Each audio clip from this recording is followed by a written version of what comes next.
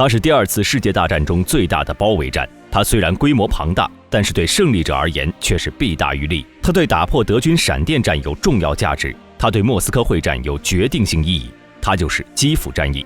做视频不易，求观众老爷们点个赞，小编跪谢。第二次世界大战爆发后，纳粹德国的机甲大军以无人能挡的力量尽情驰骋在欧洲大陆上。1941年，德国便控制了包括法国、荷兰、挪威等欧洲大部分国家，欧洲基本上笼罩在希特勒的阴影下，只剩下大不列颠岛上的英国在独自与轴心国艰苦作战。就在欧洲处于水深火热之时，远在莫斯科的斯大林虽然想置身事外，但是对于希特勒的疯狂还是感到不安。纵然有苏德互不侵犯条约的签订，此时的斯大林或多或少也心生忌惮。所以为了防备纳粹德国，斯大林不仅加紧转移了工业设施，还建立了最具争议的东方战线。此时已经是欧洲之王的希特勒看到西线战事的异常顺利，只剩下一个英国暂时凭借海洋在顽强抵抗，再加上德国间谍机构的错误判断，他的野心又进一步扩大，认为就算是东面庞大的苏联也无法抵挡势不可挡的德军铁骑，便迫不及待地开始了两线作战，而著名的东线作战代号巴巴罗萨计划就此诞生。1941年6月22号，在漫长的苏德边境线上，巴巴罗萨计划开始了。早已经蓄势待发的德军以146个师、3580辆坦克、4980架飞机，再次以闪电战向苏联全境突然发起进攻，苏德战争终于爆发。战事初期，由于苏军对德军的进攻是毫不知情，再加上苏联内部的矛盾，根本无法组织其有效的反击。突入苏联境内的德军一路高歌猛进，在很短的时间内，德军在北部及中线战事取得巨大胜利，占领了苏联东部的大片领土。德军的闪电战再一次令世界震惊，也让世人担忧庞大的苏联难道也无法阻止纳粹的疯狂吗？由于中央集团军群的快速推进，而南方集团军群的速度较慢，导致在南方留下了一个巨大的突出部。几乎整个苏联西南方面军的70余万人还驻守在南方的基辅一带。他们是苏联红军当时在东线最大的一支部队，虽然兵力庞大，但是缺乏前期战事中装甲及机动力量的大量损失。此时的西南方面军也不可能威胁德军的迅猛攻势。1941年7月16号，德军中央集团军群攻占了斯摩棱斯克，而此时的德意志国防军最高统帅部出现了争议，是直取苏联人的心脏莫斯科，还是消灭南方的西南方面军？而希特勒固执地认为基辅和斯大林格勒有更大的战略价值，所以不顾属下们的劝说，决定暂停中央集团军群的攻势，派遣古德里安的第2装甲集群南下配合南方集团军群包围基辅，从而一口吃掉西南方面军。基辅之战就此打响。乌克兰首府基辅位于杰斯纳河与第聂伯河的交汇处，第聂伯河由北向南弯曲注入黑海，与其上游的支流杰斯纳河构成一个大 S 型。德军计划目标是夺取基辅，并在一个巨大的蛇形地区将布琼尼元帅的西南方面军围歼。谢苗米哈伊洛维奇·布琼尼，苏联军事将领，时任苏联西南方面军总司令。1983年4月25号出生于罗斯托夫州科久林村的贫农家庭。1903年应征入伍，1905年参加日俄战争，1908年毕业于彼得堡骑兵学校，1935年晋升元帅，从军70年，参加过2次世界大战，荣获3次苏联英雄称号，是人类历史上最后一位著名的骑兵统帅。布琼尼担任西南方面军总司令期间表现出色，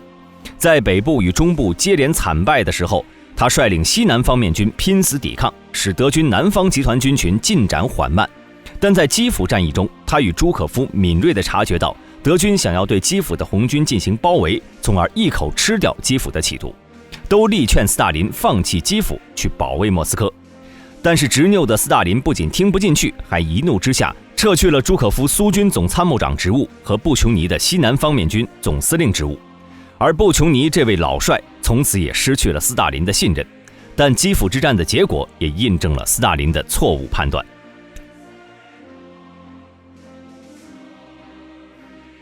格尔德·冯·伦德施泰特，纳粹德国军事将领，时任德国南方面集团军群司令。1875年12月12号出生于阿舍斯莱本，一个普鲁士有名的旧贵族军事家庭。1892年毕业于格罗斯利希菲尔德高级军校，1902年进入普鲁士精英军事学院。1940年7月19号晋升为德国陆军元帅，是纳粹政权军官中资历最老的指挥官之一。参加过2次世界大战，被称为2次世界大战期间德军最能干的指挥官。希特勒合围基辅的命令下达后，伦德施泰特马上派出一支部队与古德里安的部队一起，从南北2个方向打算迂回包围，而中间的南方面集团军群继续向东运动，渡过第聂伯河，进攻基辅，牵制西南方面军主力。中央集团军在南方负责策应，保护进行包围作战的德军的右翼。德军猛烈的正面进攻和迅速的迂回行动令苏军是防不胜防，很快被西南方面军便分割成了几块。在德军的强大攻势下，没有装甲支援的苏军战士们用血肉之躯筑起了一道道城墙，他们用生命迟滞德军的攻击。基辅西北的第5集团军不仅在科罗斯战斗了约1个半月，还直接进攻基辅的德军侧翼实施反突击，有效支援了守城的苏联红军。而为经援基辅，苏联最高统帅部命令第6、第12集团军在西南方面军左侧防守，但没想到的是，这支部队已经被装进了口袋里。1941年8月3号，德军在乌曼地区突然实施2翼突击战术，苏军来不及撤退，便已经处在德军的包围之中。被包围的苏军第6、第12集团军等在坚守5天后被德军击破。德军俘获了10万名苏联红军，缴获317辆坦克、858门火炮，连第6、第12集团军司令员也被俘虏。到了8月13号，基辅的左翼已经完全被德军突破，局势急速恶化。到了这个时候，基辅已经危在旦夕，但是德军低估了苏联红军和人民的抗击决心。苏联西南方面军在布琼尼元帅的指挥下是拼死抵抗，纵然德军已经突破至基辅附近，但其受到的阻力也在不断增加。基辅市民及附近居民在短期内有20万人志愿参加了苏联红军，基辅还成立了城防司令部。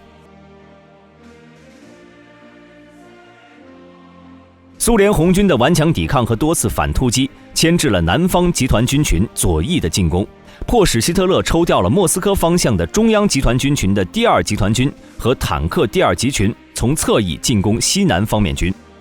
德军计划坦克第1、第2集群分别向南挺进，直插基辅后方，在罗姆内和洛赫维察地区会合。第2集团军负责掩护，把第聂伯河西岸的苏联红军切断在大河区一带。南方集团军继续正面强攻基辅，一举围歼这批苏联红军重兵集团。1941年7月21号，希特勒下令加强苏德战场南北2翼的攻势，并从北南方向沿第聂伯河东岸向方面军进行深远迂回。那德军的大包围能够成功吗？基辅的命运又会如何呢？想知道的朋友可以点赞、关注加评论，我们下期再见。